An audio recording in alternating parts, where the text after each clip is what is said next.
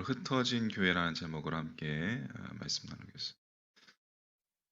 8장 1절 말씀을 시작하면서 사울은 그가 죽임을 당함을 마땅히 여기더라.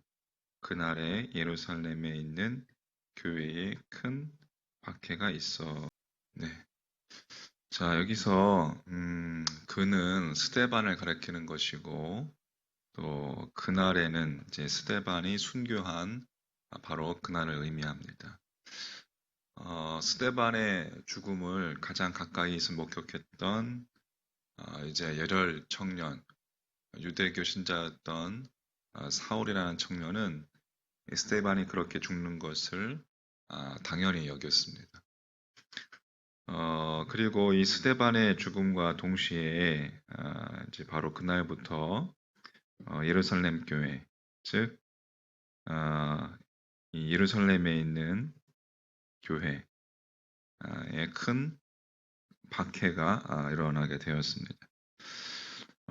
큰 박해, 자, 예루살렘 교인들을 위한 향한 대박해가 시작된 것이죠.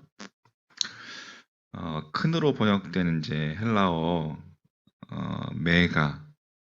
메가스인데 이 메가스에서 100만 배를 의미하는 메가가 나온 것이에요. 다시 말해서 상상을 초월할 정도로 큰 박해가 시작된 것입니다.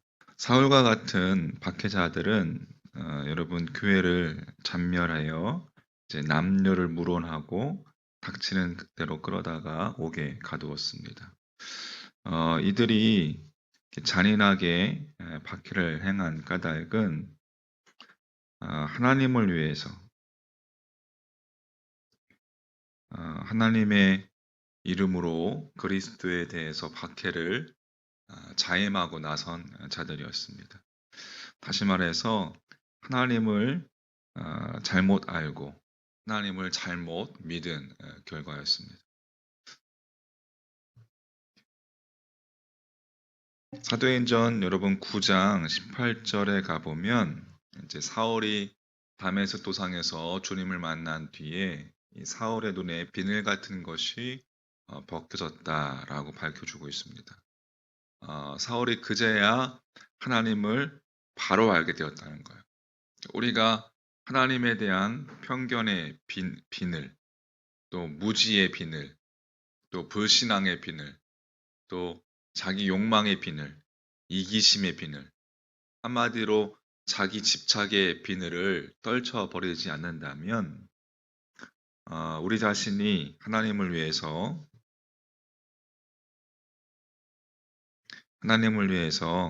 하나님의 이름으로 하나님을 대적하는 어리석은 사울이 될 수 있다는 것을 우리가 잊지 말아야 합니다. 자, 오늘 말씀은 또 이제 이렇게 이어집니다. 8장 1절 중반절 말씀에 그날에 예루살렘에 있는 교회에 큰 박해가 있어 사도 외에는 다 유대와 사마리아 모든 땅으로 흩어지니라. 자, 사도 외에 다 흩어졌다라는 것. 이것은 12명의 사도를 제외한 나머지 교인, 전원이 흩어졌다라는 그런 말이 아니라 대부분의 교인들이 흩어졌다라는 의미일 것입니다. 그들은 유대와 사마리아의 모든 지역으로 흩어졌습니다. 일반적으로 여러분 참된 신앙은 박해를 두려워하지 않는 것으로 우리가 간주해서 박해의 자리를 떠나는 것이 신앙의 배신인 것처럼 여겨집니다. 물론 그럴 수 있지만 반드시 그런 것은 아니에요. 본문 속에서 흩어진 사람들이 어디로 흩어져서 무엇을 했느냐가 중요하기 때문입니다. 그들은 유대와 사마리아의 모든 지역으로 흩어졌습니다. 그리고 그들이 흩어진 곳에서 무엇을 했는지 4절 말씀은 밝혀주고 있습니다. 4절 말씀에 보면 그 흩어진 사람들이 두루 다니며 복음의 말씀을 전할세. 자, 복음을 전했다는 거예요. 할렐루야. 그러니까 단순히 박해를 피해서 도망치기 위해서 혹은 다른 나라에 가서 장사하기 위해서 그렇게 예루살렘을 떠난 사람들이 아니었습니다. 그들은 예루살렘을 넘어서 유대와 사마리아 지역으로 흩어지면서 그들의 발길이 닿는 곳마다 주님의 증인이 되었던 것입니다. 결과적으로 그들은 예루살렘을 넘어서 온 유대와 사마리아로 향해야 한다라는 그 주님의 마지막 지상 명령, 그것을 상기하고 그 명령에 순종한 첫 번째 그리스도인들이었습니다. 그들에게 다가온 박해는 그들을 예루살렘에서 떠나게 하시려는 주님의 섭리였던 것이고, 이런 의미에서 사방으로 흩어진 사람들이야말로 본문의 상황에서 가장 성경적이고 주님의 뜻을 가장 바르게 실천한 사람들이었습니다. 바로 그들에 의해서 복음이 유대와 사마리아는 말할 것도 없고 이방인과 온 세계를 향해서 확산되었기 때문입니다. 자, 사도행전 11장 한번 보십시오. 11장 19절. 자, 11장 19절부터 21절까지 한번 읽어볼까요? 그때에 스데반의 일로 일어난 환란으로 말미암아 흩어진 자들이 베니게와 구브로와 안디오까지 이르러 유대인에게만 말씀을 전하는데, 그 중에 구브로와 구레네 몇 사람이 안디옥에 이르러 헬라인에게도 말하여 주 예수를 전파하니, 주의 손이 그들과 함께 하심에 수많은 사람들이 믿고 주께 돌아오더라. 아멘. 흩어진 사람들 가운데에는 지중해의 구브로에게 구브로로 가서 또 복음을 전한 사람이 있는가 하면, 또 북쪽으로는 오늘날의 레바논 지역인 베니게, 그리고 현재의 터키에 속해 있는 안디오까지 가서 교회를 세운 사람들도 있었습니다. 자, 이때 세워진 이 안디옥 교회가 2000년 교회 역사상 가장 중요한 교회 중에 하나로 언급되는 것은 두 가지 이유 때문입니다. 하나는 안디옥 교회에서부터 주님을 믿는 사람들이 세상 사람들에 의해서 그리스도인이라는 호칭으로 불려졌기 때문입니다.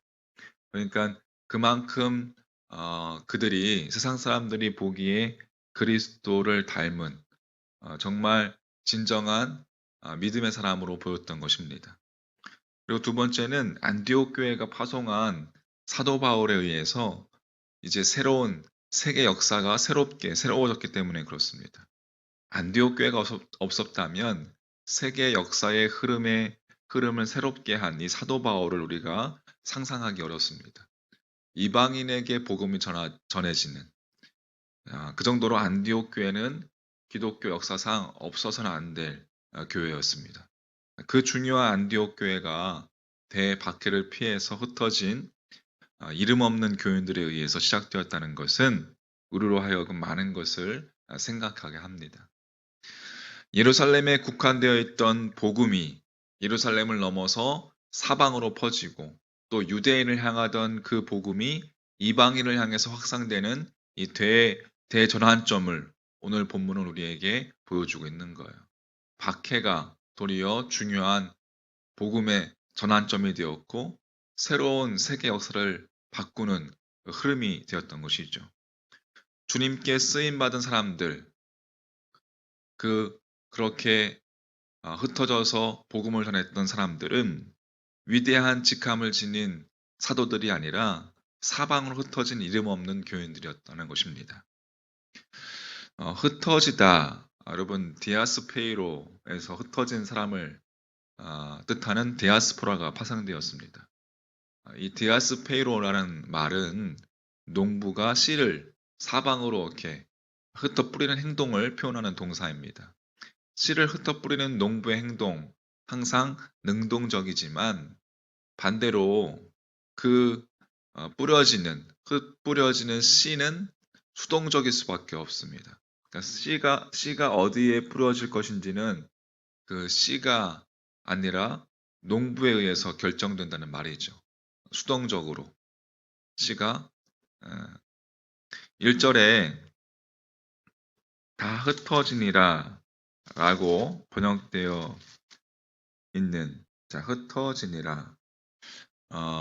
그렇게 흩어지니라라고 번역되어 있어서 마치 예루살렘 교인들이 능동적으로 흩어진 것처럼 보이지만 헬라어 원문에는 이 동사가 수동태로 기록되어 있다는 것입니다. 그러니까 하나님께서 당신의 섭리에 의해서 그들을 흩으셨음을 밝히기 위한 것이죠. 따라서 본문 속에 흩어진 디아스포라들에게 위대함이 있다면 자신들을 흩으시는 그 하나님의 섭리에 자신들을 온전히 맡겼다는 것입니다.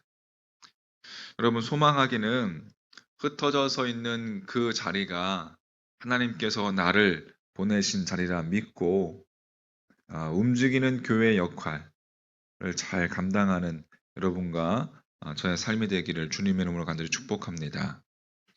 오늘도 우리 삶 가운데서 하나님의 약속이, 하나님의 말씀이 깨달아지고 충만해지고 성령님의 조명하에 주님의 말씀이 깨달아지고 내 안에서 살아서 그렇게 나를 인도하는, 그래서 우리가 어디에 있든지 간에 어떠한 삶의 모습 가운데서 여러분들이 각자 처해진 삶의 영역 속에서 흩어진 교회로서의 역할을 잘 감당하는 그런 여러분과 저의 믿음의 삶이 되기를 주의 이름으로 간절히 축복합니다. 아멘.